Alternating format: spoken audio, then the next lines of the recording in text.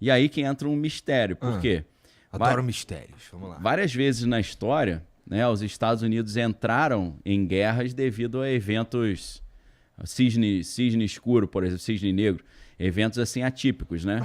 Vamos dar alguns exemplos básicos da história. Estados Unidos tá acontecendo a Segunda Guerra Mundial na Europa, por que os Estados Unidos vai se envolver com isso? Aí eles pararam de mandar petróleo pro Japão, o Japão ficou chateado e atacou Pearl Harbor, no Havaí. Aí eles entraram, me atacou, eu entro. Existem algumas teorias com uma certa fundamentação que Pearl Harbor foi um negócio que os Estados Unidos fez, o famoso stand down, que é tipo assim, deixa acontecer, para a gente ter uma justificativa. Vamos fingir que a gente não sabia, porque muitas das embarcações mais poderosas, os Estados Unidos tiraram de Pearl Harbor antes do ataque. Então parecia que eles já tinham uma pré-ciência. Então, assim, para entrar na Segunda Guerra, Pearl Harbor.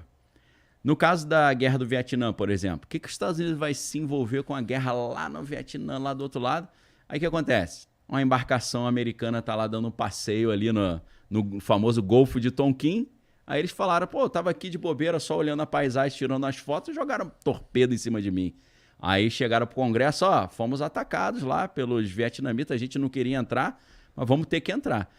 Em 2003, se eu não estou enganado, pela Lei de Acesso à Informação, foram liberados os documentos de que esse ataque foi meio fake, que não rolou muito não, que os Estados Unidos forjou um pouquinho a situação ou provocou os caras para poder ter um argumento para entrar na guerra. Agora, guerra ao terror ali que começou com 11 de setembro, né? Já havia um desejo já antigo de ter uma justificativa para levar os Estados Unidos numa guerra contra o Iraque, né? O interessante é que Netanyahu já, muitos anos antes, ele estava falando, a gente tem que atacar o Iraque, depois de atacar o Iraque a gente vai atacar a Síria, depois de atacar a Síria a gente ataca o Irã. Então, parece que tinha um plano já antigo, ele falava muito isso, não só na mídia americana, mas num livro que ele publicou em 1995, falando sobre a urgência dos Estados Unidos encerrarem o terrorismo fundamentalista islâmico, né? Inclusive, tem uma entrevista dele de 2006 com Glenn Beck, uma entrevista na CNN, é fácil de achar na internet, em que ele fala, no meu livro de 1995, eu falei que se a gente não parasse esse extremismo islâmico, eles iam derrubar as Torres Gêmeas. Aí eu pensei, como é que o maluco já tinha dado já cantou essa pedra, né? Esse cara é meio profeta, esse maluco, ou ele sabe muito, né?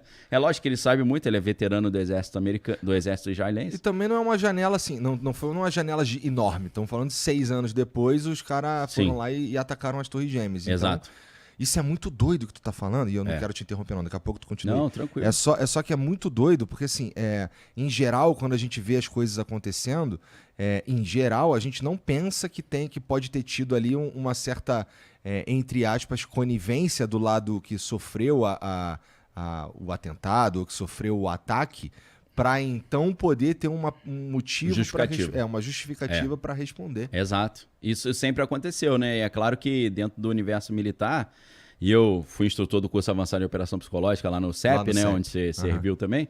Então, Centro de Estudos de Pessoal, lá no Forte Duque de Caxias. Exatamente, ali era Copacabana, só que é do lado esquerdo. Né? No finalzinho do Leme ali. Do lado esquerdo olhando pro mar, né? Isso, para quem... Porque a galera forte, eles sempre pensam no Forte Copacabana, que é do outro lado. O Duque de Caxias não é tão famoso, quanto o Forte Copacabana.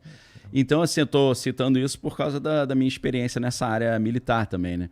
Então, a operação de bandeira falsa, né? O false flag é sempre...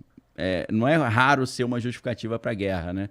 Porque impérios caíram e surgiram durante grandes guerras, né? A gente sabe que a Primeira Guerra Mundial acabou com o Império Austro-Húngaro, com o Império Turco-Otomano, e depois aí a Inglaterra se consolida, né? A França se consolida, a Inglaterra sai como uma grande vitoriosa, mas os Estados Unidos também, porque não tiveram dano ao seu território, né?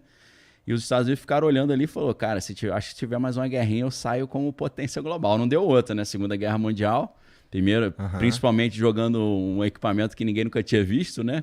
2 bombas atômicas lá no Japão. Os caras falaram, meu irmão, tá difícil brigar com esses caras, que muita gente argumenta que não teve nem necessidade disso daí, né? Não teve, não. Foi mais um negócio meio que de propaganda, assim, né? E a gente viu no filme Oppenheimer, né? Que é do Christopher Nolan. É filme, mas é calcado em fatos reais. Eles entenderam que eles não podiam jogar uma bomba só. A segunda, principalmente, não tinha necessidade nenhuma. A segunda foi propaganda total. Por quê? A ideia era, eles fizeram uma arma dessa. Será que eles ainda têm outras guardadas? Aí para mostrar que a gente tem outra, eles falaram para a equipe lá, principalmente pro Edward Teller e o Oppenheimer, né? A gente tem que fazer pelo menos 2, né? E o problema foi que junto com o projeto Manhattan, né?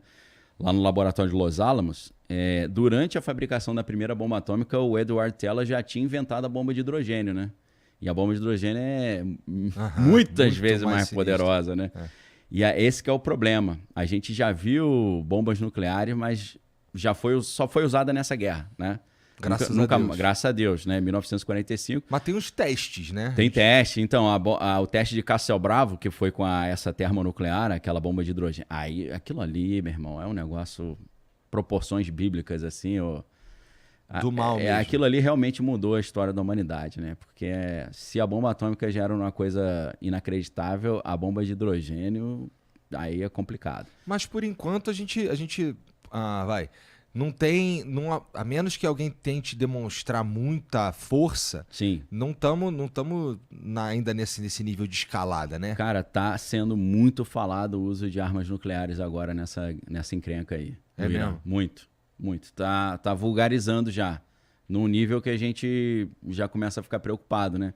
Porque o perigo vai começando quando no discurso a coisa vai se vulgarizando, vai perdendo peso.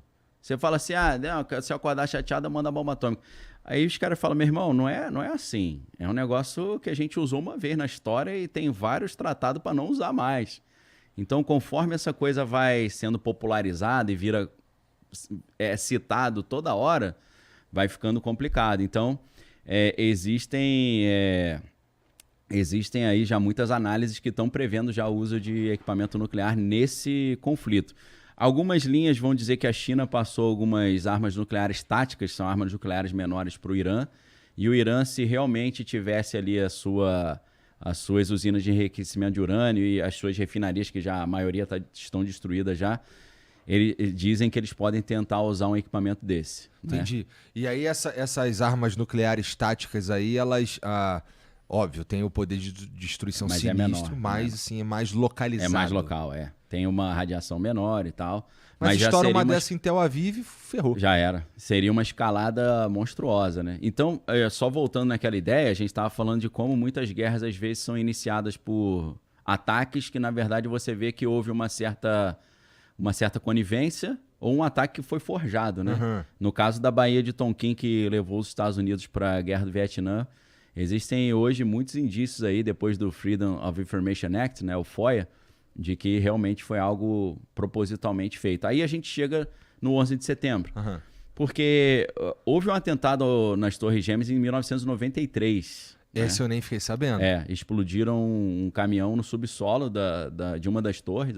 A ideia era derrubar a Torre Norte em cima da Torre Sul e as duas caírem. Ou seja, já existia um plano muito antigo para fazer isso, né? E aí é claro que você vê uns caras assim, que nessa parte eu vou botar na conta dos outros, tá? Não é a minha opinião, é o que alguns caras muito loucos falam, tá? Aí você fala, mas você não é meio louco também? Aí, ok, mas... mas tem um limite. Eu sou louco, mas não sou burro. eu acho. Um ex-agente do FBI chamado Ted Gunderson, ele trabalhou para a FBI a vida inteira e depois ele se aposentou, mas não queria ficar parado, montou uma empresa de investigação particular. Esse cara acabou investigando o que aconteceu no 11 de setembro. E só para a galera entender, esse cara já quase chegou muito perto de ser o diretor-geral do FBI. Ele chegou a ser o diretor do FBI de toda a Costa Leste. Tinha mais de 1.000... Costa Oeste, perdão. Mais de 1.000 agentes debaixo dele. Então era um cara grande no FBI. E ele entrou no FBI com 17 anos, né? Só podia entrar com 18, mas deixaram ele entrar porque o cara tirou 10 em todas as provas.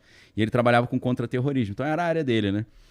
Ele disse que nas pesquisas que ele fez, isso está nas Gunderson Files, que tem uma pilha de documento lá, que ele descobriu que agentes do FBI tinham convencido alguns muçulmanos a botar essa bomba no subsolo das Torres Gêmeas. Olha. Mas aí, o que é engraçado nessas crônicas, né, e ele traz uma documentação comprobatória, que um dos agentes falou, peraí, mas a gente vai dar uma bomba falsa para eles, né?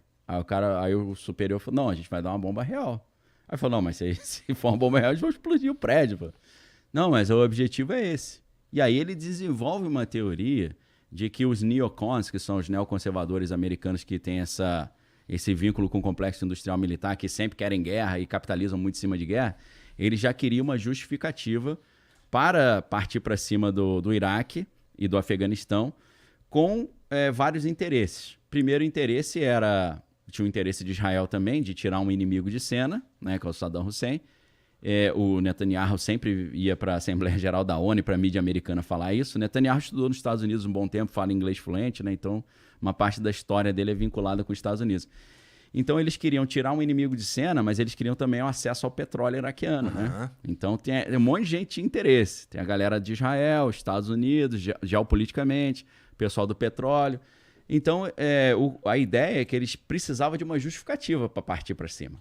Então, eles mesmos estavam incentivando pessoas com certos problemas psiquiátricos a fazer algum atentado para falar, aí, ó, viu? Não falei que fizeram alguma coisa? Então, teve em 93, aí, graças a Deus, o prédio segurou o tranco, né? Comprometeu algumas colunas principais ali do prédio, mas ele aguentou a bronca. Pô, esse é muito doido, porque assim, é meio que o cara, ele tá atingindo a própria população dentro. Exato. E assim, esse não tem traição maior do que isso, pô. Muito.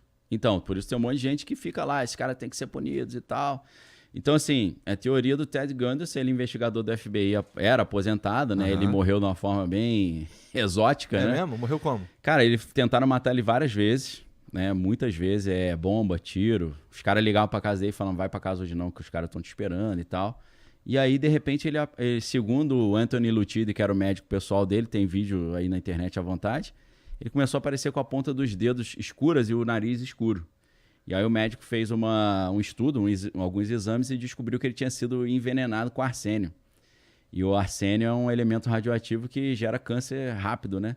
E eles descobriram arsênio nos talheres da casa dele, nos copos e no carro, espalhado no banco do carro, no volante do carro. E depois de 6 meses ele morreu de câncer na bexiga. Mas isso já foi no final dos anos 90, já tem um tempinho. Então, envenenadaço, né? Sabemos que ele foi envenenado. Super envenenado, né? Com comprovação do médico. Caralho. Ele batia de frente com grupos muito poderosos, né? Complexo Industrial Militar, com o Pentágono, batia de frente até com o pessoal de Israel também. Ele disse que o Israel já estava tentando matá-lo e tal. Então, ele, já no 11 de setembro, ele foi o cara que veio à tona e falou, olha, o Mohamed Atta, que foi um dos pilotos, ele foi treinado na base aérea americana com suporte do FBI, pô. De novo, né? Ele estudou aquele atentado de Oklahoma, que a galera até acha que foi uma bomba nuclear tática, porque era uma bomba pequenininha que arrebentou o quarteirão inteiro, cortou metade do prédio, uma coisa horrorosa quem pesquisar nesse atentado de Oklahoma. E ele falou que foi o próprio FBI que botou pilha no cara para fazer isso. Que viagem. E muita loucura, né? Muita loucura, cara. É difícil de acreditar, mas estuda lá. Eu não tô falando que é verdade, mas vale a pena dar Cara, é um calhamaço de documentos, de entrevistas, é porque não há um interesse, né, que isso seja divulgado também. Mas é um estudo interessantíssimo. As crônicas de Ted Gunderson, como são conhecidas, né? E vários caras desses que tu cita aqui pra mim, cara, eles sempre morrem de um jeito esquisito, né, por cara? acaso, né? Da última vez que tu veio aqui, um cara que tu falou que me entrou na minha mente, depois eu fui até dar uma estudadinha ali um pouquinho sobre ele, sobre as coisas, foi o Malachi Martin. Malachi Martin. Também morreu Caiu da escada, né, cara? Tomou um empurrãozinho. De algo, sei lá, do capeta. E ele tava indo fazer um exorcismo, né? Então, muito do capeta ou de alguém que não tava gostando, né? Eu acho que ele, antes de morrer, quando ele estava ali no hospital internado, ele falou que um demônio tinha empurrado ele, né? Então, parece que não foi ser humano, acho que foi espiritual, segundo ele mesmo falou, né? Bom, sei lá. Mas um amigo dele, lá americano, né? Ele era irlandês, radicado no Vaticano. Um amigo dele já tinha se assassinado dentro da igreja, tomou uns tiros na cara lá dentro da igreja. Muito sinistro.